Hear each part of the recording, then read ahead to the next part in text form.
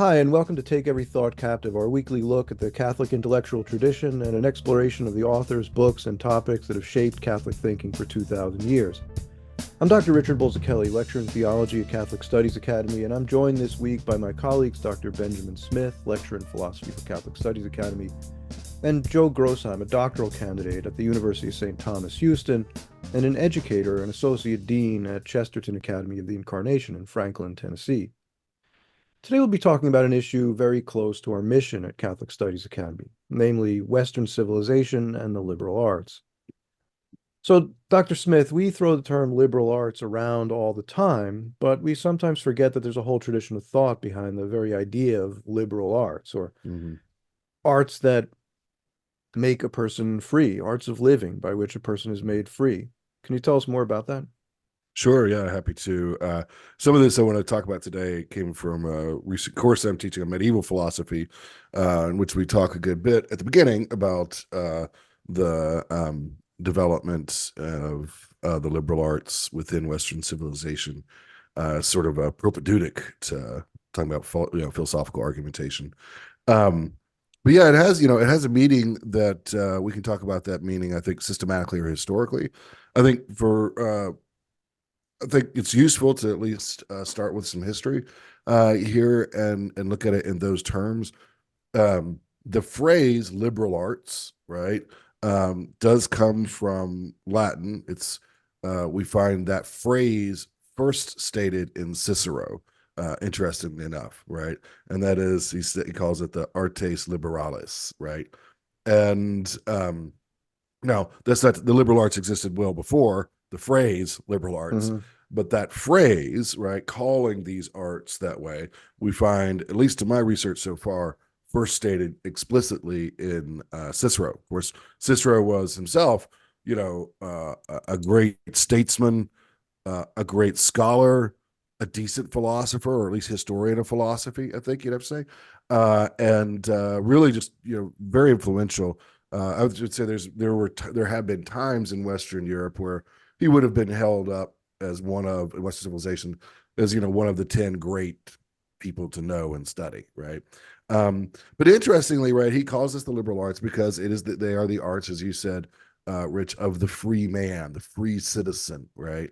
They are the arts, and I think this is really interesting, and of course goes back to Cicero's understanding of even prior ancient political philosophy. They're the arts that you need in order to be a deliberative citizen, right? Mm-hmm. To be a citizen is to be somebody who can deliberate, and Cicero would have been very, fond of this view, who can deliberate about the matters of the city, about the good of the city, about the laws of the city, right? So really this, of course that fits him as a senator, right, of ancient Rome, of the Republican Rome at the very end of the Republic. But was not was something that's been picked up and passed on right throughout really the history of the liberal arts, which is that the liberal arts are essential for good citizenship. That is, if you are going to be deliberating on matters of state, right, as citizens, then you need to have these kinds of arts, right? And that's kind of interesting. I think, well, why? Like, why do I need these kinds of arts, right, in order to be a good participant, right, in the polis, right? You could say I'm just qualified because I'm here, right?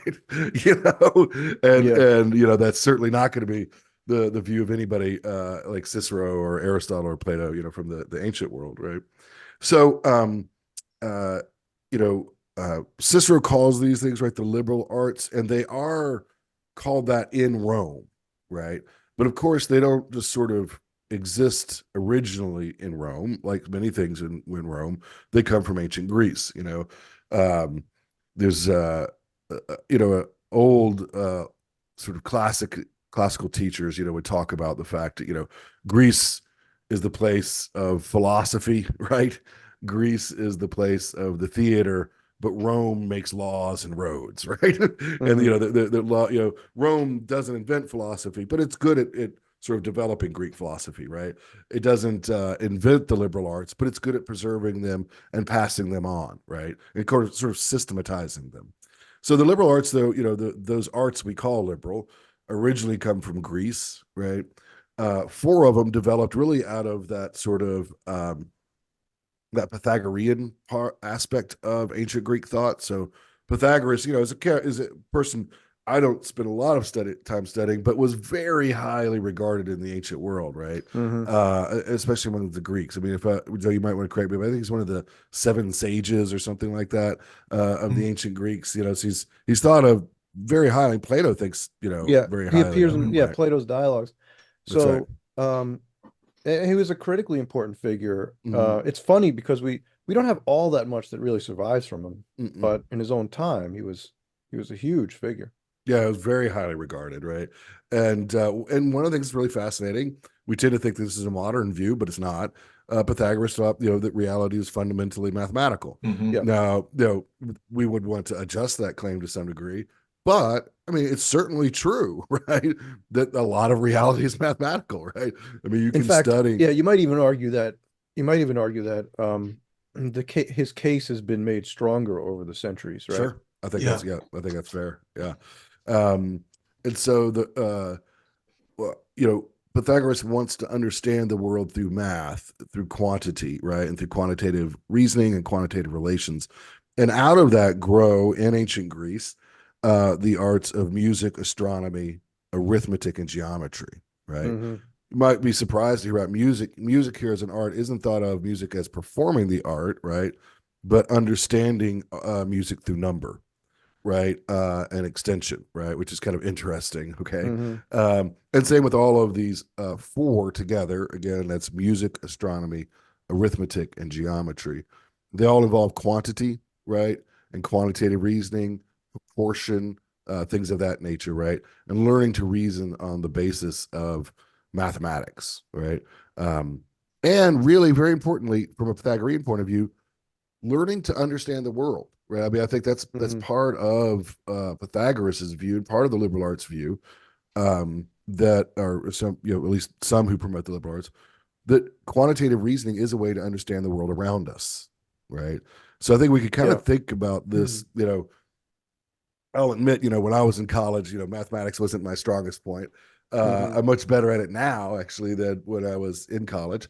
Um, but there is a lot of reasoning that's used, right, in mathematics. We don't think about it as a form of logic, but it's arguable, right, that at least some kind of logic is at play, right, um, within Yeah. mathematical reasoning. Well, Yeah, I think it's deeply logical. contemporary Mm, symbolic logic, for example, is basically just math, right? I mean, it's mm, in many ways it's just math. You've turned concepts into symbols, Hmm. sure, yeah. and you basically make equations, right? Right. Yeah. Yeah. Hmm. So, For my learning, I understood symbolic logic, and then I understood algebra better, uh-huh. which is actually kind of weird, but that's just maybe my quirks. But yeah, there's this sort of underlying rationality and logic to it. So one thing that's important about these arts, right, and why they were valued is that they help you to think rationally and abstractly, Hmm. right? You're not dealing with issues like justice in itself, right? But you are dealing with issues of like, what is a square? What is a circle? How do I Hmm. use definitions in a deduction, right? Those sorts of things, right? Right. Which So you again, get habits of mind, that's right. That's right? I right. Yeah. Yeah. recognize that words can be used in different ways. I'm Mm, sensitive to that possibility in mm, my discussions with people. So I realize that in this time when where we come into a loggerheads, we have a disagreement about something. The mhm. first thing we need to do is step back and make sure that we're actually talking about the same thing, that we Right. understand it in the Sure. same way. Yep. Yep. And if we Absolutely. And can't I do think, that, mhm. we're never going to get anywhere, right? That's right. Yes, Yeah. absolutely. And that's key to the political process, right? And to the deliberative process that goes into this idea that citizens need this, right? Mhm.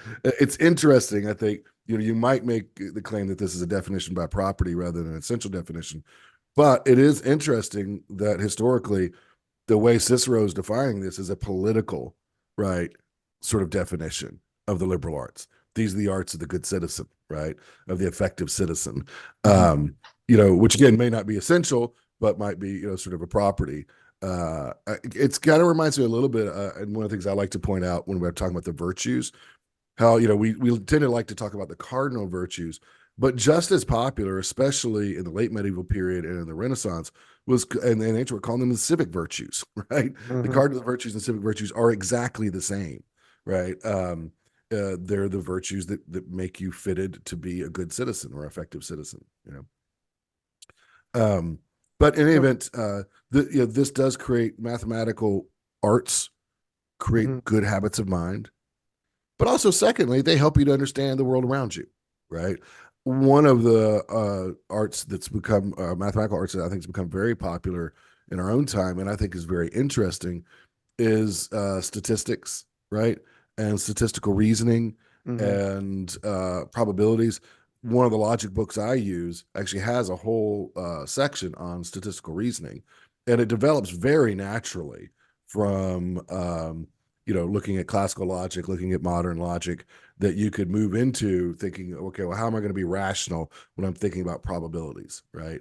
And I think that's very helpful when you're thinking about political debate, political discourse. In the contemporary world where we've got advances in medical technology, that sort of research depends heavily upon statistical analysis. Yep. Right? What portion of patients respond well to this drug, what portion have these adverse effects, etc. And also in economics, statistical reasoning is particularly important. How you interpret those statistics, where you derive the causes for what you're seeing, those are important analytical questions that go along with economics, but they're mining data, right? They're mining data. Yeah, that's right. Yeah. And then in addition to these four mathematical arts, we also have the development in ancient Greece of at least two, right, explicitly accepted arts that are more linguistic, right, in character. And so we have rhetoric and logic, right? And they, I think it's arguable, different scholars differ on this a little bit, that they kind of grew up together, right, within sort of the give and push of political discourse in Athens. So there's a very long history, and this is well documented, that in Athens, eloquence of speech was always prized, right? And that was true of many city-states, not all, right? But in many city-states. And it wasn't even prized in every civilization. Like a certain kind of eloquence was prized in the Persian Empire, right? But it was a courtly kind of eloquence that didn't have to do with persuasion, right? It was more sort of a kind of expression or recognition, right? Of or petition, right? With respect to the emperor. But in democratic Athens, right, the importance of persuasive speech is very much to the fore, right? And I think in a part that's because of their political arrangement, which is that the assembly, right, is sovereign, right, in a very strong sense, right? One thing that's really interesting in ancient Athens is there are no set of constitutional rights. There is a constitution in the sense of like a set of offices and how you get the offices, but there's not like a Bill of Rights, right? And so the assembly can vote to have you executed for losing a battle, right? So like it's a rough democracy, right? When we think democracy, we need to kind of, it is a democracy, but it has very expansive powers, right? Now because of that, they also wanted to turn over the executive offices on a regular basis and all that sort of thing. But you can see if you have an assembly like that, why persuasive speech would be so attractive, right? As an art to master, because that's an art towards success. Now, alongside that, of course, grew up logic, which, you can sort of think of as represented by Plato, and of course, at the highest level by Aristotle, where you sort of get these sort of, okay, well, we grant that this is a persuasive speech, but does it actually bring us closer to the truth or not, right? And there you get, I think, persuasion and truth don't always go together, right? Yeah, right. And so, that's an important, obviously, distinction, right? Especially if you're thinking politics. We should hope that they would be brought together as much as possible, right? That's right. Yeah. And there are going to be times, as we find out, we see this in the Platonic dialogues for sure, there are times when the question is just difficult to answer, right? And how far we can go with logic is limited. Sure. We can get to a certain place. We can rule out certain things, but we may not be able to arrive at exactly what the answer is. We may not know. And that's when, if in a case like that, a judgment may still have to be made one way or the other, right? Sure. It might be the case where doing nothing is not an option. But what to do is still a big question mark, right? Sure. Yeah. And that's where persuasion becomes sort of an important thing. Yeah, you can see that, especially, if you're relying on credibility, right? At some point you say, well, we can't quite figure this out, but what's worked in the past? What have the ancestors said? What do the great heroes say? And what do we value? Sure. Right. What do we value? Who are we? Who do we want to be? Right. And what's the relationship between this course of action that we may or may not take and that identity that we want to pursue? Yeah. So I want to return to this mathematical issue in Pythagoras. All right. So far be it from me to claim any sort of expertise in math. That's certainly not my strong suit, but I do find it really interesting, the relationship between Pythagoras and music, as you mentioned earlier.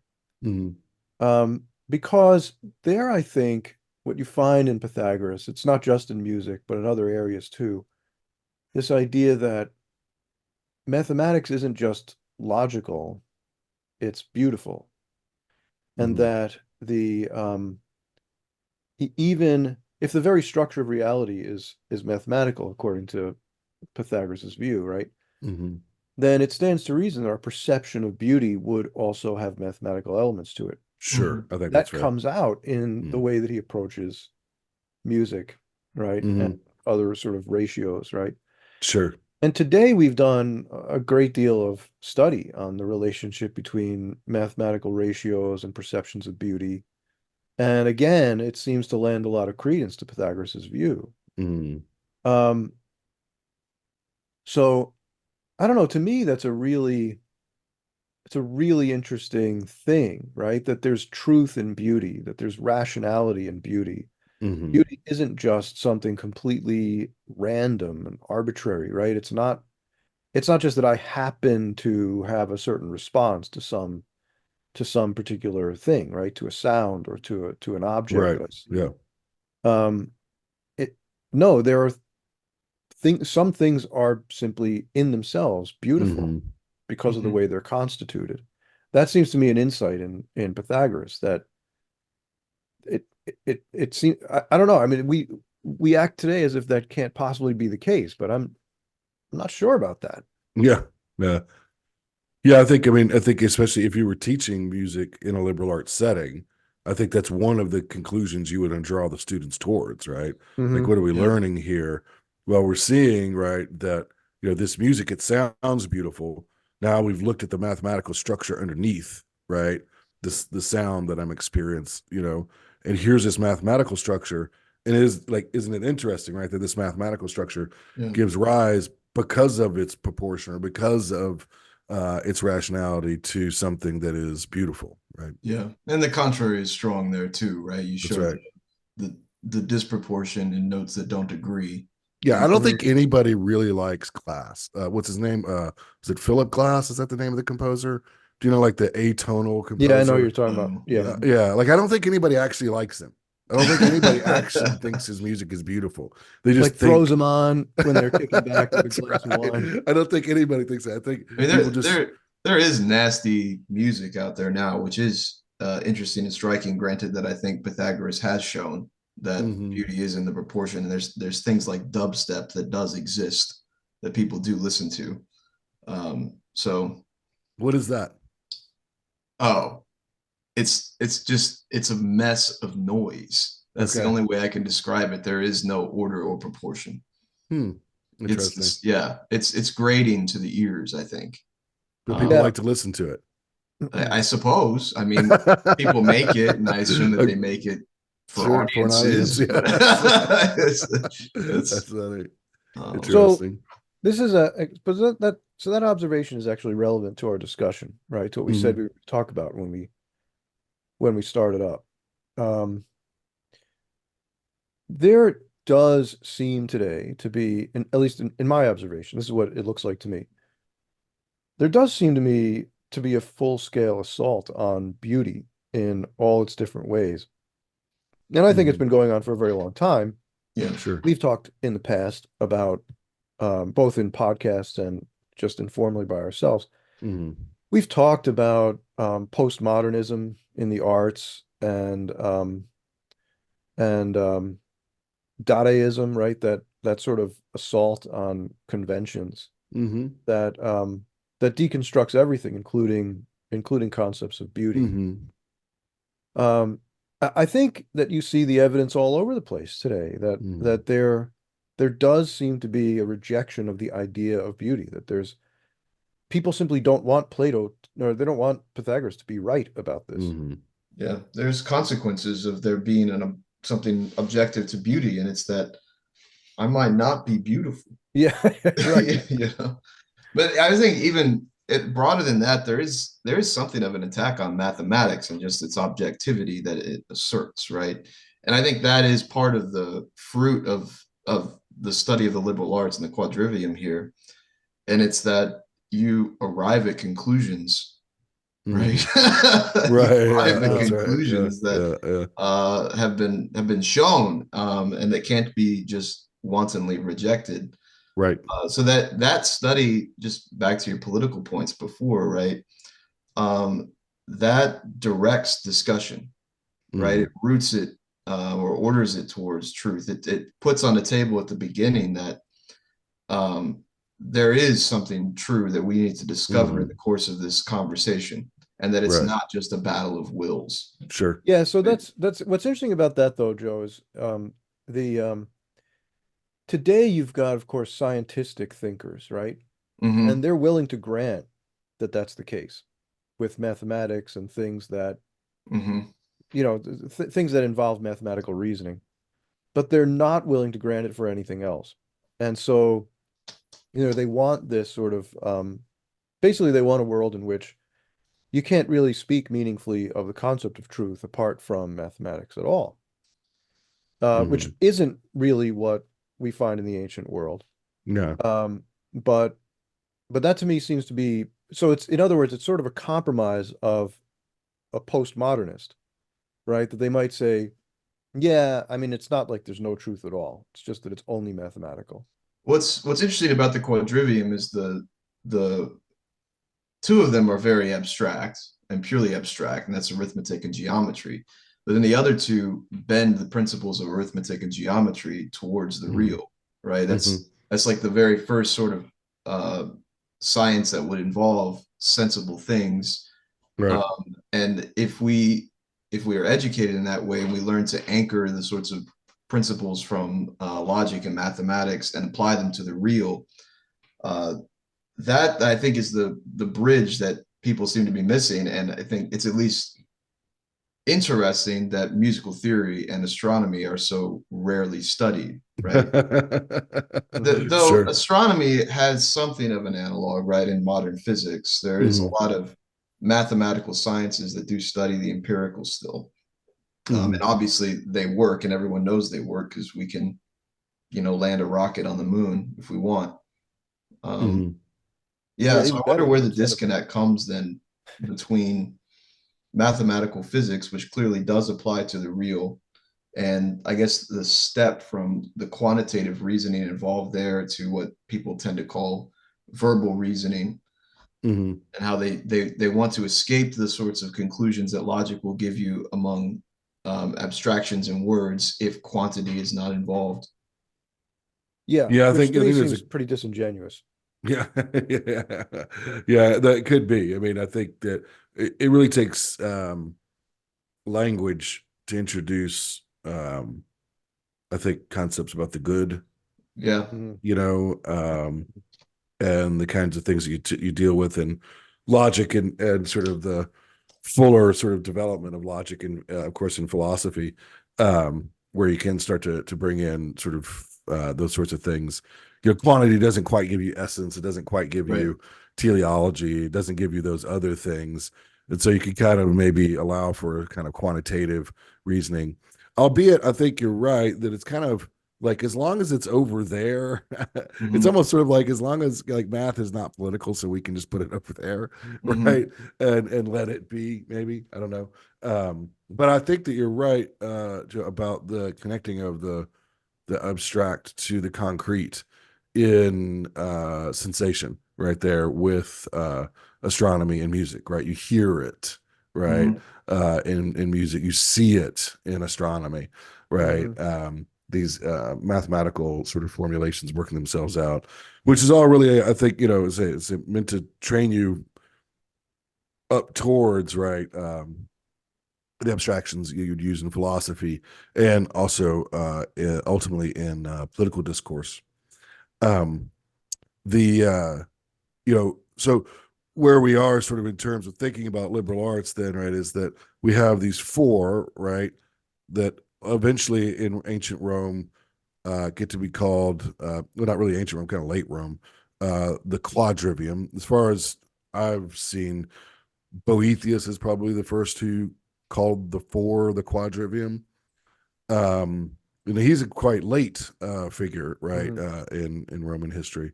Um, and then we have the other two. The other one that gets introduced, and again, I haven't quite finished my research on this, so someone else might know this better. Is grammar, right? And the Greek word that underlies that word grammar just means actually letters, right? Hmm. And I'm not sure if this was a feature in ancient Greece or this was primarily a Roman interest, but it certainly is the case that the Romans really thematized reading ancient works, and also were interested in composing works, but really reading, right? That grammar here, of course, involves grammatical structures and that sort of thing, but it also means reading, right? Augustine talks about this a great deal, right, in terms of his own arts education, that reading and memorizing vast quantities of the Aeneid, right, and related works is sort of considered essential, right? Now, why Hmm. is that? Well, you could there's a couple of things. One, certainly reading deeply and broadly in great literature does give you sort of resources, right, for rhetoric, right, Hmm. Yeah. and for logic, right, so that it sort of gives you sort of data you might need. Also, Cicero talks about it, not as much Augustine, but Cicero talks about it as a kind of education in the mores of the fathers, right? So that we, kind of learn of great and bad characters illustrated Hmm. in literature. Um, but another reason, and I think this is important, is that this kind of goes right at kind of what we were talking about with mathematics, where reading is a way to learn about the world, Hmm. right? That is, quantity is one way of understanding the world, but so is language, Hmm. right? Yeah. In a lot of ways, the liberal arts anticipate some of the 20th century analytic arguments about knowledge and language going together, right? Um, it might be possible for there to be knowledge without language, but it's really hard to figure that out, right? Yeah. Certainly in our working of language, right? And knowledge, being able to speak, being able to write, being able to read, right? Hmm. And to use those signs is fundamental, right, to our ability to understand the world, Yeah. right? There's a Which I lot think to is really say. interesting. There's a lot to Mhm. say here. First, I would argue, um, they're interested in establishing a common touchstone for their society, right? Yes, yeah. We have to be kind of talking about the same things in order to actually have a meaningful conversation. Mhm. And if you think not only in an individual instance, this conversation right here, right now, but Mhm. think of your life as a citizen as being one of participation in an ongoing conversation with everyone else in the polis, Sure. then Yes. it makes sense that you would have a common reference, that you have common reference points, right? There are things that Mhm. you're all talking about. Mhm. And I don't really think there's any way to avoid that in any society. Mm, So back then, the important thing was literature. mm, Um, in 20th century America, it became in 20th century America, you saw that it became for many people just sort of what was on television. right, sure. Mhm. Yeah, But people talked about these things. Those were their sure. reference points. So I think that's an important thing to understand, right? That you're trying to establish a conversation, but it's a Hmm. conversation too that's in continuity with the past. It's not just Yes, yeah, today's sure. discussion, right? Yeah. Um, Very important to that. right. That's a Because really important thing. even 20th century critics of the conservative, uh, or even not, particularly like say W.H. Auden in the United States, talks about the horrors of the newspaper, right? Yeah. Like they hated the newspaper actually before TV Yeah. because they thought it mired us too much in the immediate, Right. right? And in things that really like, do I really need to know about a coal mine that collapsed in Nebraska? People in Yeah. Nebraska need to know about it, right? But do I? Probably not. Uh-huh. It's like I'm not going to do anything about it except for have some feelings about it. I mean, maybe Mhm. grieved, right? Whereas I could be instead reading the Bible, right? Or Hmm. reading Shakespeare, which I do need to read, and everyone needs to know about, right? Does that make sense? Mhm. Yeah. Yeah. Um, yeah. So then, you look at the way the concept of grammar came up over Mhm. time, right? Where, yeah, so it talks about letters, right? That's basically the idea. But the letters are the building blocks of the words, and the words are the building blocks of the sentences and Mhm. paragraphs, and ultimately of whole arguments, right? Treatises. Mhm. So the idea of grammar, right, is really laying the foundations for it's giving me the raw materials, right, upon which Sure. I could then Mhm. build rational arguments. I think that's Um, correct. Yep. And right? understand rational arguments too. Like when you teach logic to students, especially to high school students, being able to recognize the subject and predicate Yeah, sometimes takes a exactly. little bit of work, And right? that But and you that's need the to do reason that to see the proposition. Sure. yeah, that's the reason it comes in that order, right? Grammar, logic, and then rhetoric, right? So beyond logic, beyond the actual construction of a logical argument, I really want to make the truth that I've presented something that people might actually want to be true. Sure. It's attractive. Yeah. Hmm. Desirable. I think that's true. I think the grammar, has this kind of sometimes is a little bit the the poor cousin, right? I Yeah. think because we tend to think of it only as grammar, and people find that boring. Now I personally love grammar. I think it's fun, a lot of fun, but I don't think it's just grammar in the way we think about it. I think it is letters. And I think it does provide us, as I said, with these other like provides us with resources. As you said, Rich, it provides us with a common stock, right, Mhm. of references. I think very, very importantly, it provides us with the narratives that shape our culture and the way that we think about ourselves. I think stories and narratives are extremely important Mhm. in our education and the way we think about. I think propedeutic to ethics as a philosophy is learning ethics in literature, right? You should be able to feel and to recognize Aeneid's successes and failures along the way. You should know why Yeah. it was right for him to abandon his lover, right?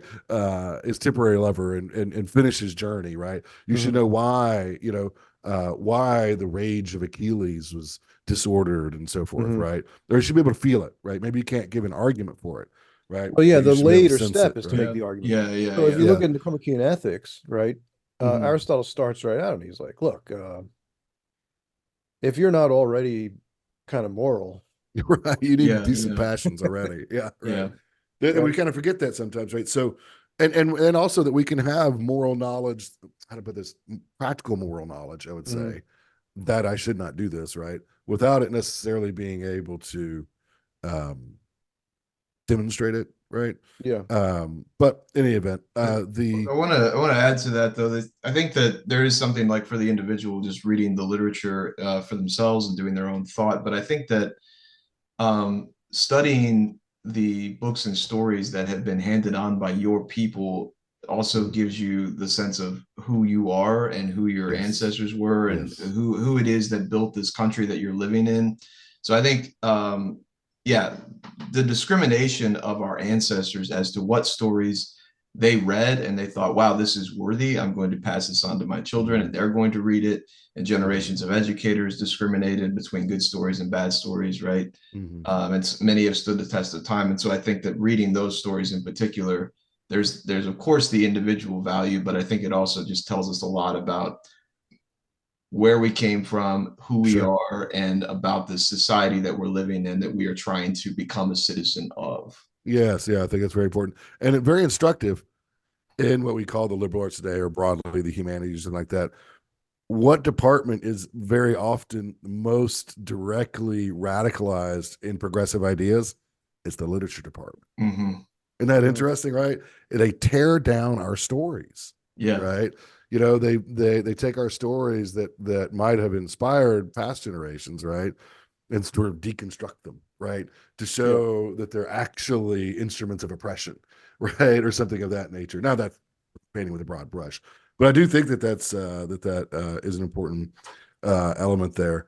So if you think of grammar, and then of course we also have logic, right, which is the art of reasoning, right, which guides us towards the truth, and then rhetoric, which allows us to present the truth in an attractive way, right, in a way that's persuasive and inspiring, right. Then you start to see like, oh yeah, like this idea of the liberal arts as political, right, as this important aspect of being a citizen, but also important to being a human being, right. Well, I think we'd say even more deeply, right. But maybe at first blush, maybe what we need to recognize is, yeah, this does make you a good citizen, one capable of deliberation in the way you were talking about, Joe, and also Rich, that here we have these stories we draw on. We draw on the Bible, we draw on scripture or Shakespeare or whatever it is. We're drawing on these resources. We're using logic then to try to formulate logical arguments about what we should or should not do. Our arguments that are true, right? Or at least as true as we can get. And then we try to make it persuasive and attractive to our peers, right? To me, that seems to be fundamentally being a statesman, right? Fundamentally being a senator or a citizen, right? Is being able to do those sorts of things. Citizen in the high sense of one capable of engaging in deliberation about the good of the political community, right?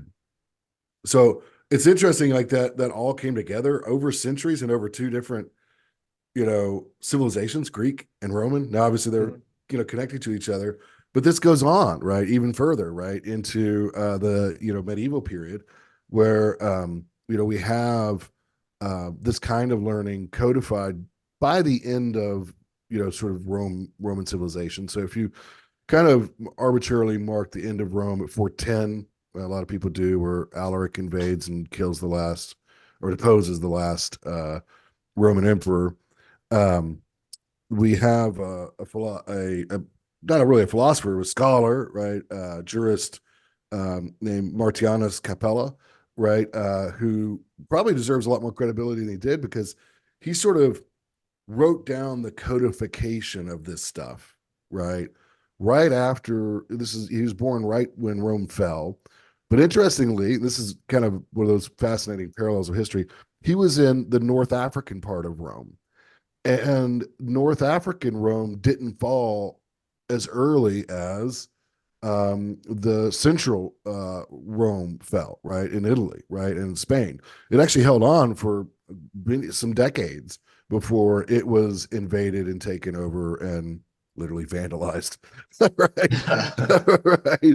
But one thing that struck me when I was doing this research is, who else is from that period and from North Africa and Roman, who plays an important role in transitioning classical learning into medieval learning? Well, of course, our hero Augustine, right? I mean, we're talking right here, the late 300s, early 400s. I think Augustine dies, or his last writings are around the 430s or 420s, somewhere around there. 430, yeah.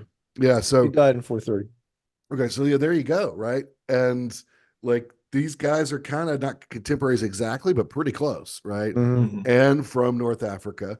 Now, interestingly, Martianus was not a Christian. He was a pagan Neoplatonist, but sort of, of the same class, actually, kind of a middling class in North Africa that Augustine came from. And one of the things that's fascinating about Augustine, especially towards the end of his life, is he kind of knew, right? Like, I think, John Riss makes a really good argument that he kind of knew, like, Rome is coming to an end.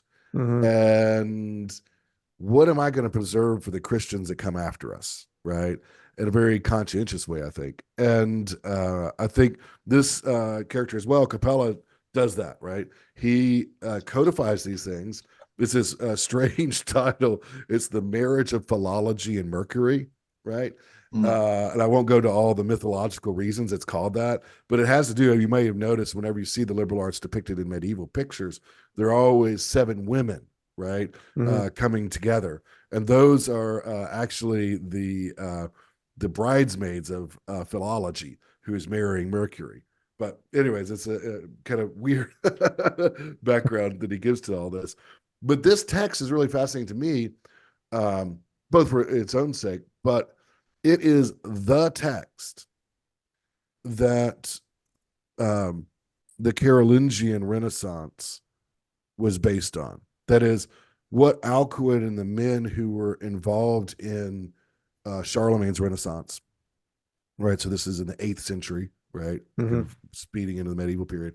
What they knew of the liberal arts, they primarily knew through this text, right? This was the text where here we have the 7 liberal arts, and we have the quadrivium and the trivium, and them all spelled out sort of in a systematic way, right? So Martianus isn't sort of himself like a great innovator or anything like that, but he's kind of one of these people who's good at preserving things, right, and passing them on. I think all of that's kind of interesting because this was, as a matter of fact, right, and Charlemagne, I think, kind of doesn't get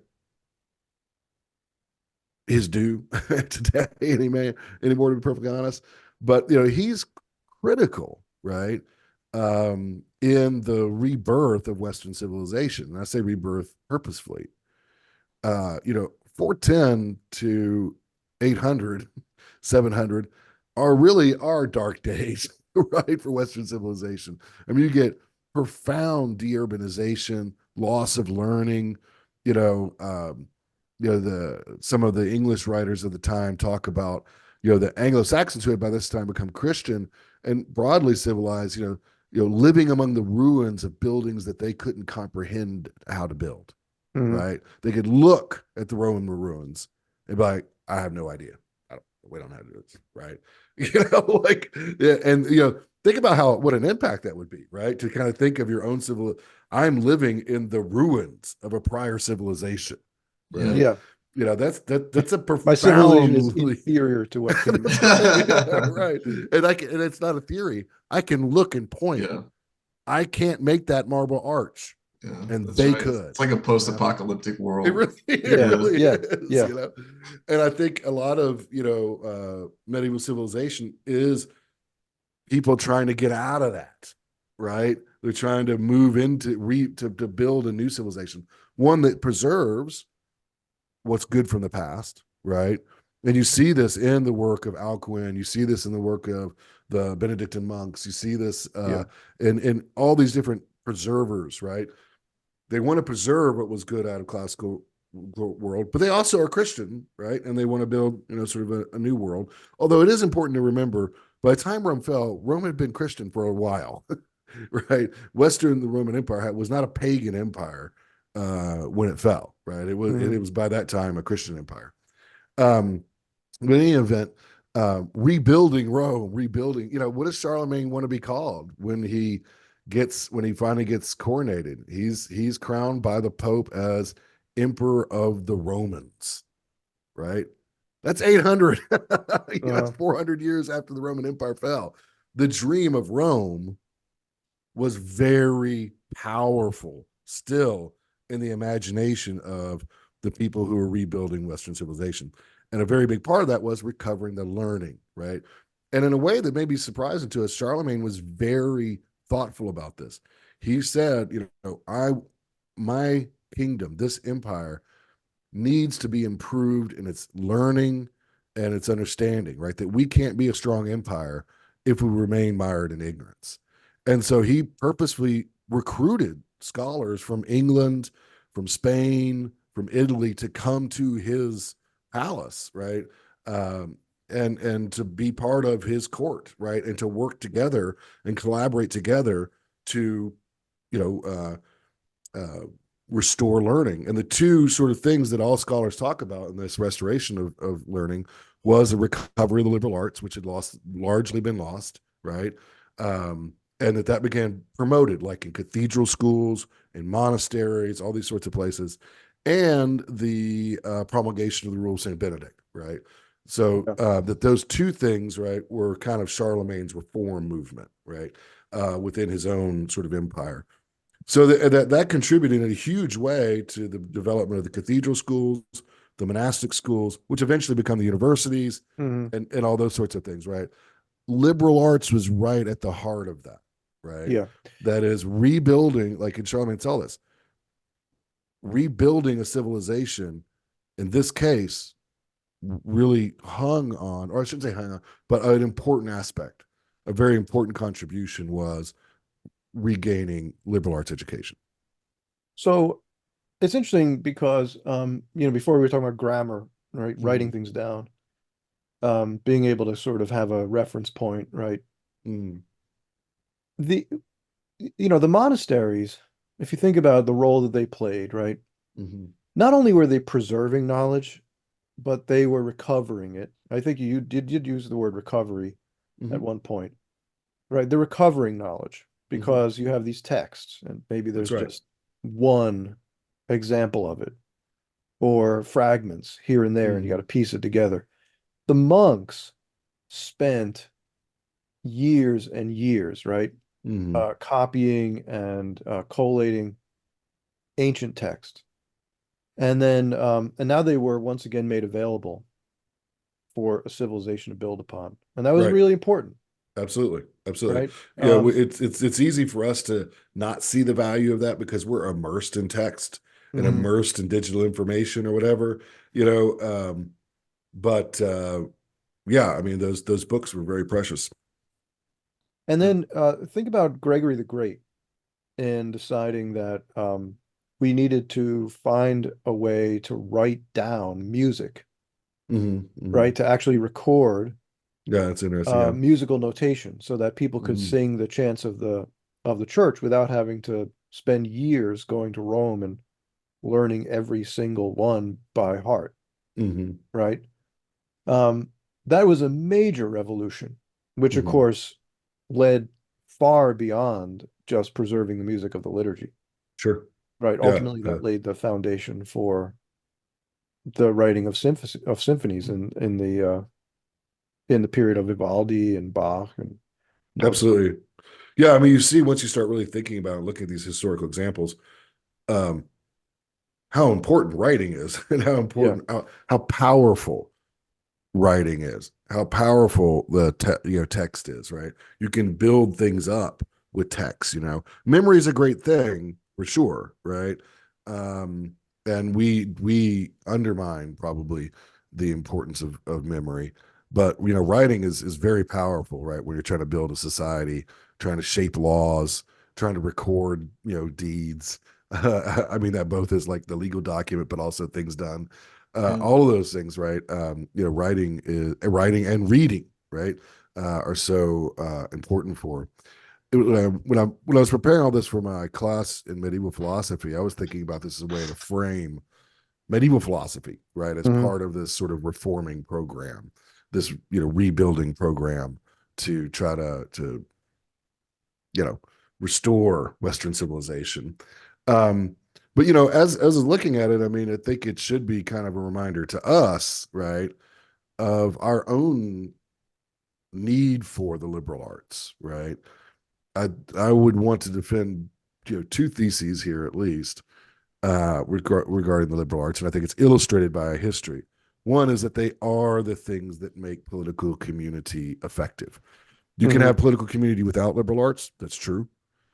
But if you want to make it more effective, more robust, give it a greater tendency towards the common good, then I think the liberal arts are actually key, right? So I think they have a key political um, importance and value, but then also I think they have a key human value, right? That is to just us as human persons, right? How so? Well, very clearly, I think in terms of the truth, right? That is, they are means towards us growing in truth, communicating truth, making truth attractive, and learning truth, right? So that, they create people who are informed and apt, not infallible, but have have powers that equip them, right, for finding the truth and for communicating it to others. So that, on both of those pillars, right, I think you could say it's very important that we continue the liberal arts, right? And to be specific, I want to say, I know more with respect to the trivium. To be specific, to say, rhetoric and logic and literature, grammar, what you would call it, right? And I would say a specific literature, right? That is, we need to, this is where you can have the argument, but I'm happy to have the argument about, the Western canon, that there are texts that are indispensable, right? And that there are a lot of texts that maybe are interesting from this or that point of view, right? Or for this or that person, or for this or that circumstance, but don't rival the Iliad, the Odyssey, the Aeneid, Beowulf, Shakespeare, Dante, etc. Right, Chaucer. Those are the texts that make us who we are, right? And really frame our civilization. And if we want to recover our civilization, if we want to see a renewal in our civilization, I think a very important part of that is recovering the liberal arts.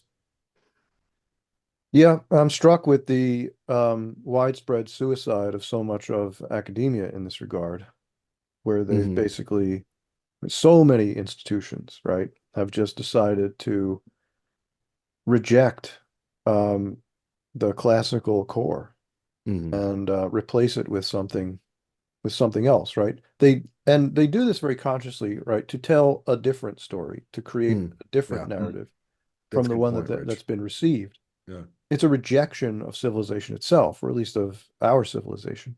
And it's remarkable to me, though, to think about this, right? One of the key characteristics of our civilization is a belief in literature, yes, but a belief in logic, right? And criticality. That's the hallmark of the West, right? It's not the only one, right? And maybe not even the most important one, but I'd say it's pretty high up there, right?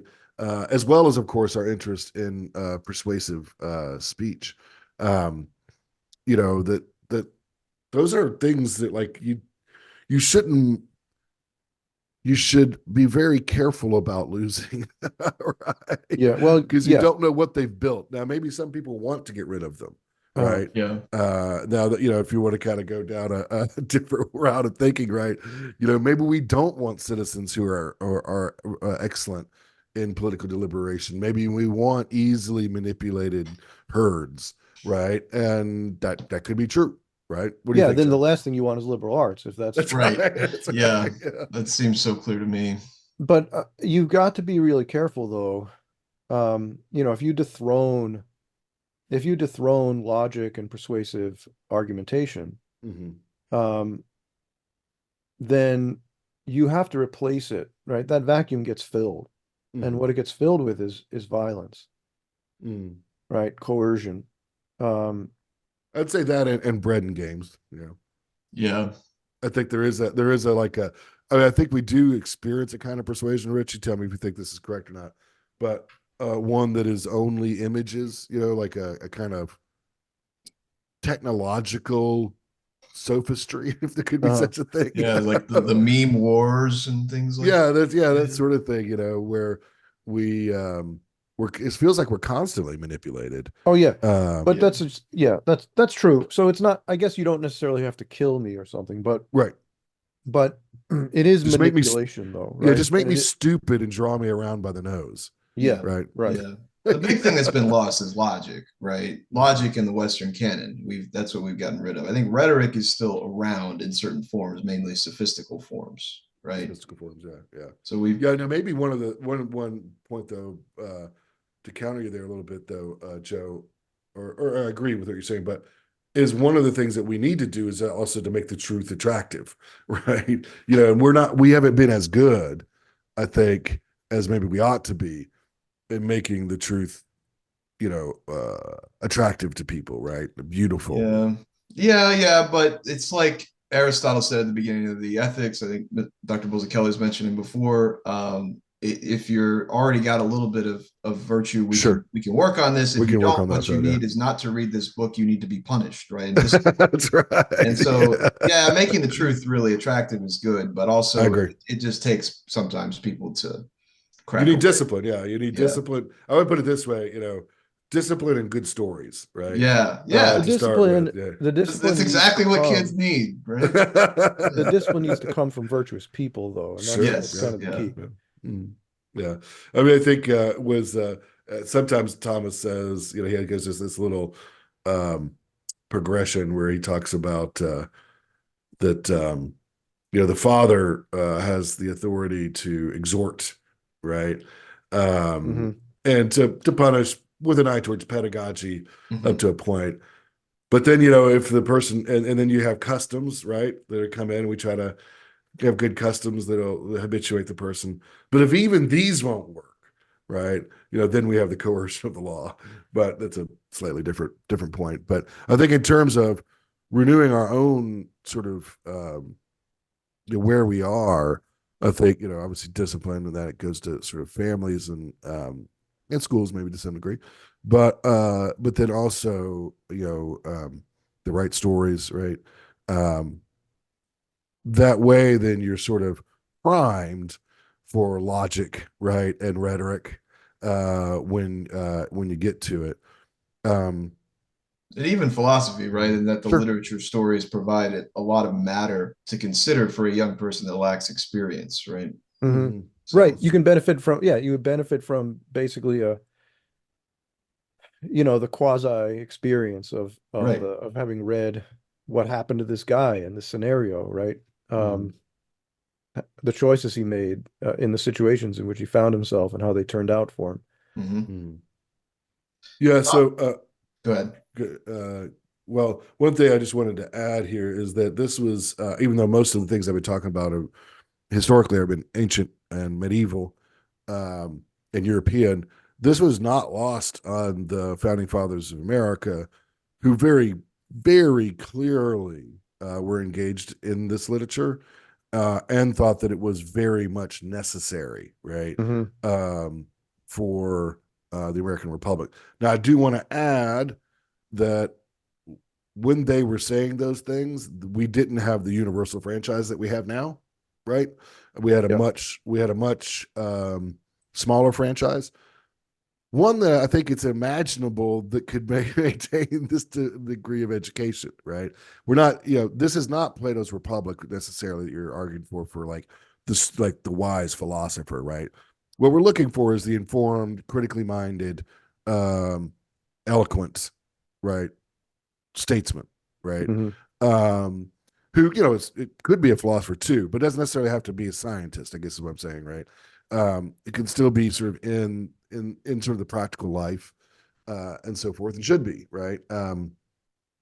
That's the kind of education that was supposed to be the universities that were founded in America originally, Harvard and Yale, Princeton, and so forth, were supposed to be liberal arts colleges that were attached to seminaries, right? Hmm. And that's actually the pattern you find, right? Is that there wasn't that people like George Washington, Thomas Jefferson, kind of we could call it the patrician class in the United States, was supposed to receive this kind of education, right? Um, now, you tell me, now it becomes more complicated, I think, once you have a universal franchise, right? Mm-hmm. And, can you expect everybody to reach this level of education? I'm not sure about that. At some point in history, you started getting people like Mortimer Adler who would say yes, but Mhm. I don't know when that started because you go back to Plato and Aristotle, and there's not that sort of optimism about who can actually undertake this sort of education, if for no Well, other reason than the lack of if the leisure required to do so. so, if you Sure. think about somebody like Adler, though, you might say, well, look, he was in the 20th century. By then, we had commoditized print, right? The printing press and stuff, Mhm. and Hmm. you could produce books cheaply for the masses, right? Hmm. There's And anyone pretty much could learn how to read. They could learn the actual, processing of print material into concepts, right? Almost Sure. anybody could do that. So I think somebody like Adler was pretty optimistic for that reason. It was just Hmm. technically possible to make these things available to people. Hmm. The naive thing, perhaps, Yeah. is that having the ability to having access to it on the one hand is different, say, from having the desire for it, right? Hmm. Um, Sure. and that's not something that's it's not that doesn't come to us just because we've been given access. It comes to us because we've been properly formed. Hmm. Um, Right. Right. so then if you advocate, let's say, for you know, compulsory education, which historically, interesting enough, in the Catholic Church, early on there was opposition to that move for a variety of reasons we can't get into here. But but the idea of compulsory education is supposed to create the scenario in which that formation actually Hmm. comes to people. Hmm. And that would facilitate, right? That would make a universal franchise something that seemed feasible. Yeah.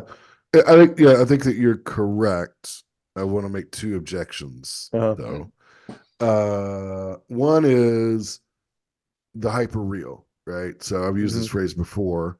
This is I think Danton is the name of the art theorist who talks about this, right? But that one of the things that's interesting about about American culture, Western culture today, right, is that the representation matters more than the reality, mhm, right? The image is everywhere, right? The computer image, the media image, it's just all around us, fusing our consciousness. It literally makes it hard for some people to go to sleep, right? Um, that the power of the hyper real um, is just so much more forceful than long reading of a book, mhm, right? Or at least maybe the superficial power. If you really internalize, right, a great text, maybe that's a little different. But it's just hard to get away from the hyper real. It's so distracting, right? mhm.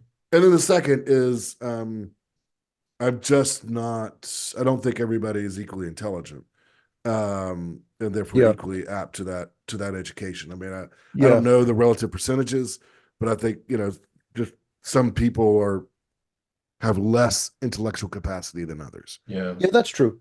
So, I mean, I think, I'm just sort of trying to Sure, you argue, just don't. I'm trying to give what I think maybe might be somebody like Adler's point of Mhm. view.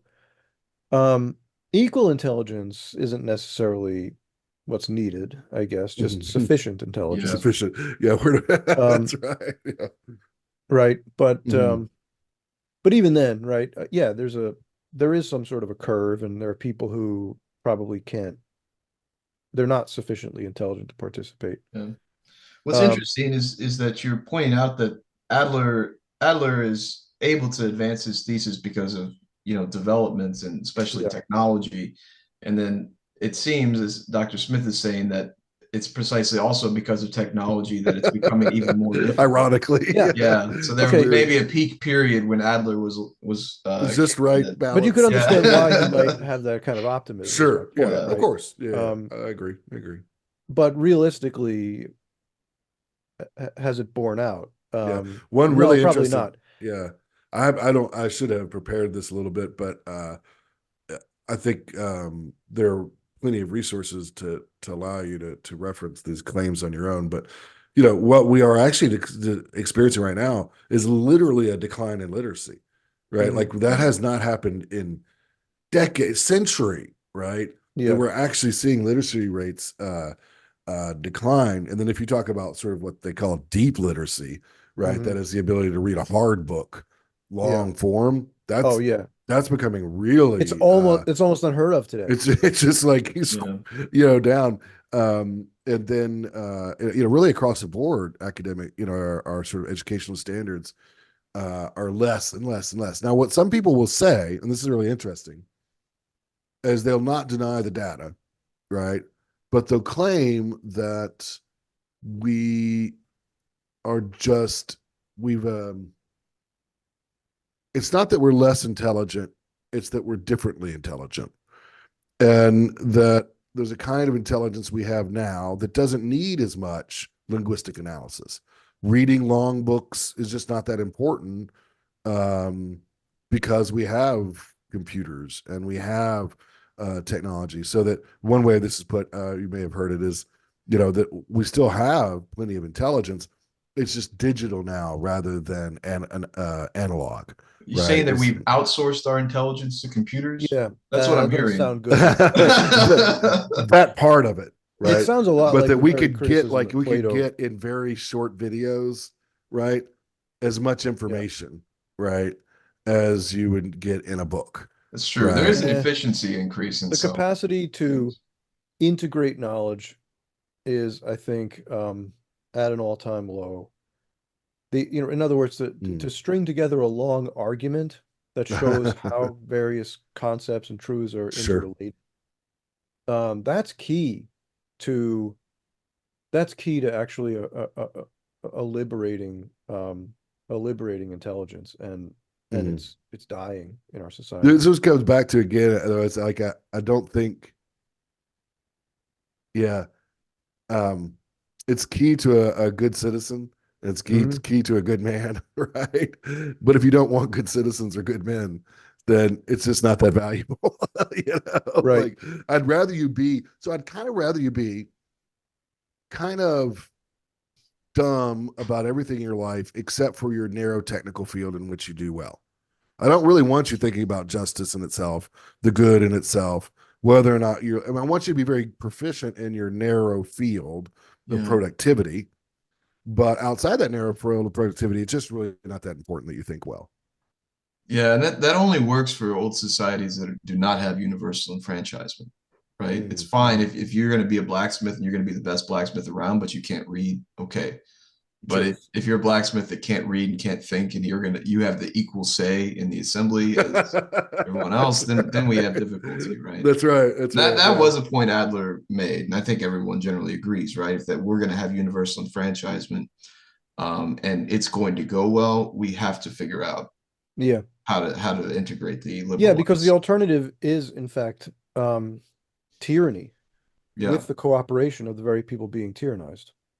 And right, I mean, we work you up through manipulative sophistry to affirm us, and you're not really free. You're not making real judgments. You're voting us into office, and then we're running your life. That's not a world. Now, we're long in this discussion, so I want to give us an opportunity to sort of wrap up with maybe some optimistic thoughts. Okay. Let's start with Joe. Give us a view into the future, maybe that gives us hope. Well, okay. I was thinking the whole time that the reason we're having this discussion is because the liberal arts are not being taught, right? But there is shadows of it still, right? And I thought it'd be helpful to at least articulate what we still have that's being taught, even in public primary and secondary schools, and then just identify like where are the weak points that might be practically helpful, or at least help us better assess like where the weaknesses are in the people's education. And if it's especially something like we study pure mathematics quite thoroughly, but that we are somehow missing the jump from quantitative to verbal reasoning, and losing the sort of certitude that mathematics carries in that jump, right? That's, I think, at least a helpful assessment. Even if it's not optimistic, it's at least helpful, I hope, right? So what do you guys think we have retained from the liberal arts just in ordinary state education? Because we still have grammar, right? There's still something like rhetoric there. Yeah. I mean, I would say that it's possible, right? to go to a university, a state university, and find a good class in logic and to find a good class in critical reasoning. Most universities still have that, right? Now, it might not be exactly sort of um, have the emphasis on classical logic that you might like, but you also might be surprised. I mean, the book that I use when I teach at state universities is a book called The Art of Reasoning by Kelly. And it's fantastic. It's got a lot of modern logic in it, but it's got a ton of classical logic in it as well. Plenty of it, plenty of informal fallacies, things of that nature. And, we do some truth tables and some modern stuff too. But that still exists, right? You need to look for it, right? It's not the sort of thing that usually you're going to be required to take, right? If you're going to a state university, but critical reasoning, or just a straight logic would be best. But if you can't get logic, then critical reasoning class would probably be there and probably pretty good, just in terms of learning the rudimentary tools of logic. We still have speech classes, so there is that. I don't know about their quality overall, to be honest, but speech classes do exist. Let's just say literature exists. I went to, and again, maybe I'm a little dated on this, I probably am, but I went to a very center middle of the stream kind of university. Neither really right nor very left at a time. And I was able to take a pretty good education in literature, right? Like I read the Aeneid, I read Dante, those sorts of things were part of our literature. There was some silly stuff in there too, but I would say most of it was quite good. Chaucer was in there and so forth. So, I think that does exist. You just kind of have to look, this is what I advise students on is you need to be, if you're going to try to get that in a collegiate setting, you just need to be really mindful and do research on like the school, the curriculum, that sort of thing. See if you can get some networking information, right? On like who's a good professor, that sort of thing. So it is out there, right? You just have to be, I think, careful and mindful about where you find it. I want to take you down a level though, because I think that the sort of education that's absolutely necessary for civic incorporation is primary and secondary, right? Sure. I don't think we want to say that every person needs to go to college, No, right? no, And I'm wondering, at the primary secondary level, it's still, we still teach in primary school, we still teach grammar. There's still something like rhetoric there. Logic seems to have completely been missed, right? Yeah, skipping from grammar to rhetoric is bad though. Yeah. I think that is a huge gap that that's a good needs point. to be corrected. Because that's sophistry. Yeah. And that's what I think seems to feed into our current civic life, right? Is that that's the way people know how to persuade, and that's the way they are persuaded. Yeah, Now, I think well, sometimes people will say back, well, we teach critical reasoning in every field, right? Yeah. It's I always like, no, you don't. you wouldn't say that about your field, Right. So Yeah. but that's a really good observation, I think. Obviously, there's a lot of what you participate in, Joe, the Classical Academy kind of movement is, I think, a big resource for people. Yeah, And then, classical schools will often set aside their middle school and call it the logic school, right? They talk about their primary school as the grammar school, and then there's the logic school, and then there's the rhetoric school. Yeah. So there are those options available. Sure. And in in the intentional Christian world, right? In a certain segment of Catholicism and among Baptists and evangelicals of a certain stripe, you do find a movement to recover the liberal arts, classical learning.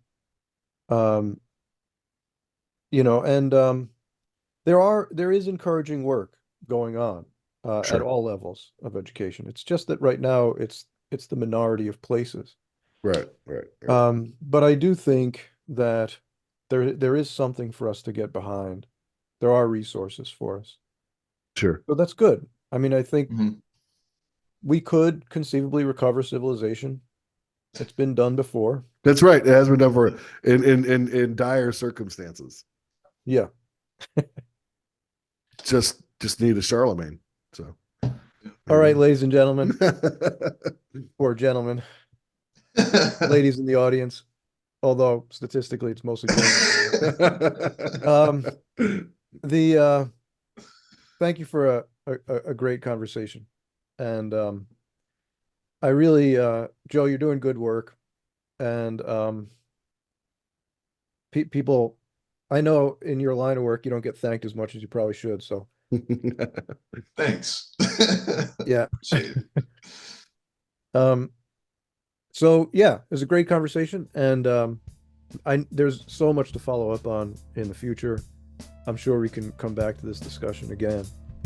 But in the meantime, for those of you in the audience, thanks for listening. Don't forget to like if you found some value here, subscribe, and sign up for our Patreon page. There's some value in that. All right. God bless.